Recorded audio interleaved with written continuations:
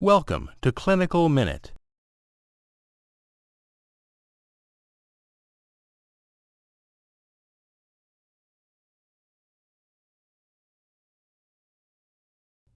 Michelle, who is 18 years old, comes to you for help with choosing a new birth control method.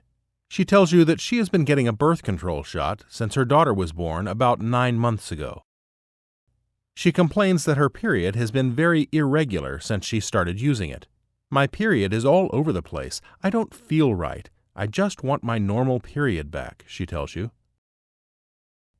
You ask her for a few more details and determine that prior to pregnancy and DMPA use, her menses were typically monthly, with light flow for 2 days, tapering to spotting for 1 to 2 days, and occasionally mild first-day cramping.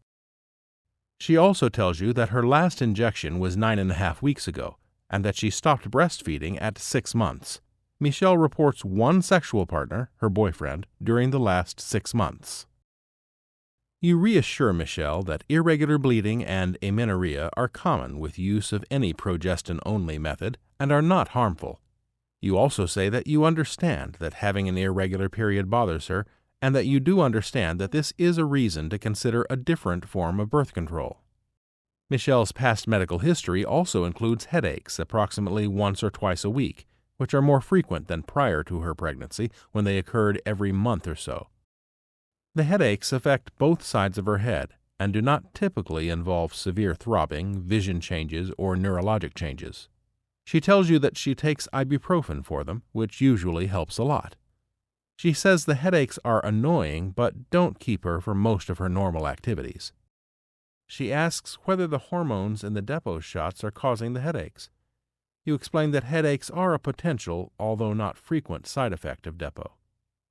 You agree with her that her frequent headaches might be another good reason to consider a different contraceptive method. You ask Michelle if she would like a brief overview of several types of available contraceptives. She replies that she remembers going over this information before she chose Depo-Provera and that she already knows she doesn't want to use a patch because she works as an exotic dancer. Michelle says she also does not want to remember to take anything daily, so she doesn't think the pill is a good choice. She doesn't want to use a diaphragm either because she doesn't want to have to remember to use something whenever she has intercourse. She thinks she might want to try an IUD or vaginal ring, and you tell her that an IUD is a great option because it is as effective as sterilization, but it is reversible. You first briefly review the overall advantages and disadvantages for IUDs. You then bring out models of the 3 IUDs currently available and the vaginal ring to show Michelle. She asks about the copper IUD first, since it doesn't contain hormones. She's worried her partner would feel an IUD. You tell her no, he wouldn't be able to feel it because the strings will be wrapped around the cervix. You explain that some women who use the copper T also have irregular bleeding during the first 3 to 6 months of use, and that sometimes women start to have heavier or longer periods.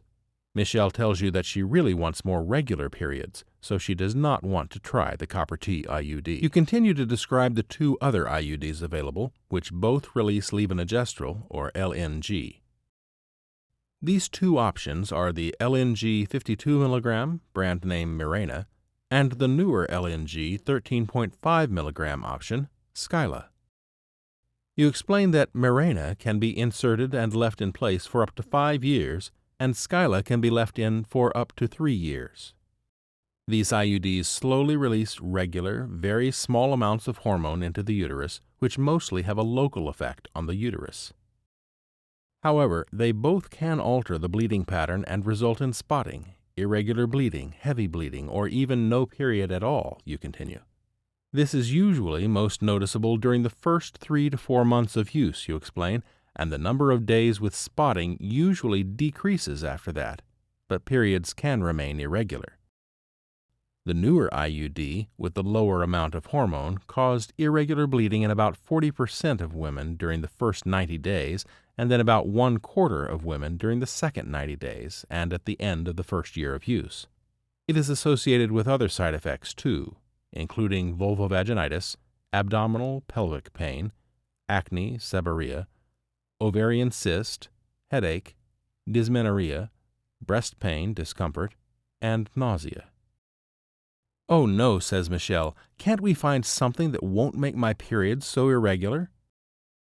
You tell her the vaginal ring might be a good option for her to consider. "I'd like to get more information about the vaginal ring then," Michelle says. She asks if she has to insert it every time she's about to have sex, like a diaphragm.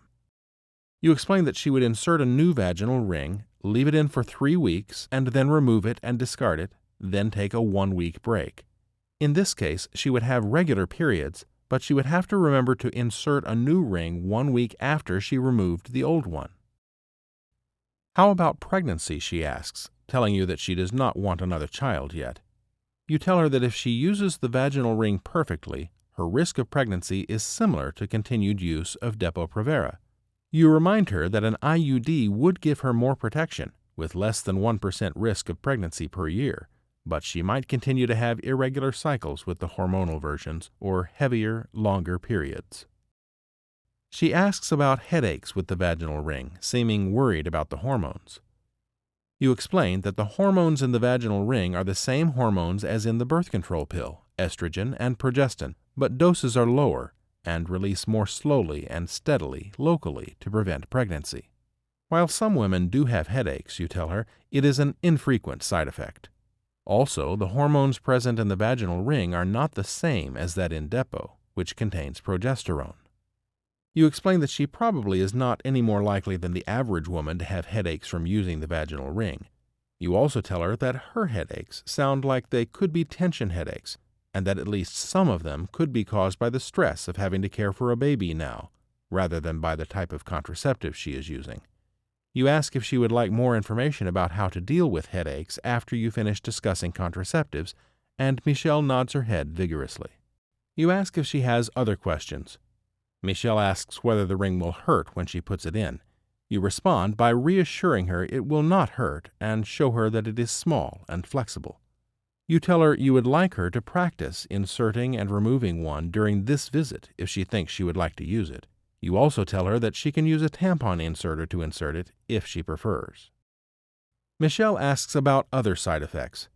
You explain that side effects can include vaginal infections or an increase in vaginal discharge, as well as nausea, headache, breast tenderness, weight gain, etc. But you also highlight the advantages of the vaginal ring to Michelle, including lower hormone doses than oral contraceptives, releases hormones slowly and steadily, allow patients to have regular periods, patients retain control over insertion and removal, and less upfront costs for prescription. Michelle decides she wants to try the vaginal ring. You provide her the opportunity to practice inserting and removing it herself, and she is pleased to discover that it is easy to do. You give her a copy of the instructions for proper use and go over them again. You also tell her to call your office right away if she has swelling or soreness in her leg, chest pain, or trouble breathing, which could be signs of a blood clot in her leg or lungs, a sudden, very severe headache, headaches that are different or worse or more frequent than before, or vision changes, blurred or spotty vision, could be a blood clot in the brain. She should also call if she finds a new lump in her breast or if her period stops completely. You ask her if she has any other questions about the vaginal ring, and she says no, but has hesitation about remembering all the warnings. You comfort Michelle by giving her a mnemonic to help her remember severe warning signs. Aches, A-C-H-E-S. A. Abdominal pain, severe. C. Chest pain, severe. H. Headache, severe.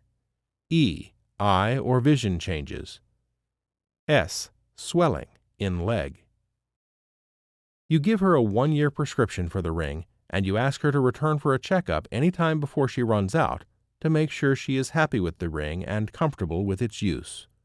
You also discuss headaches with her.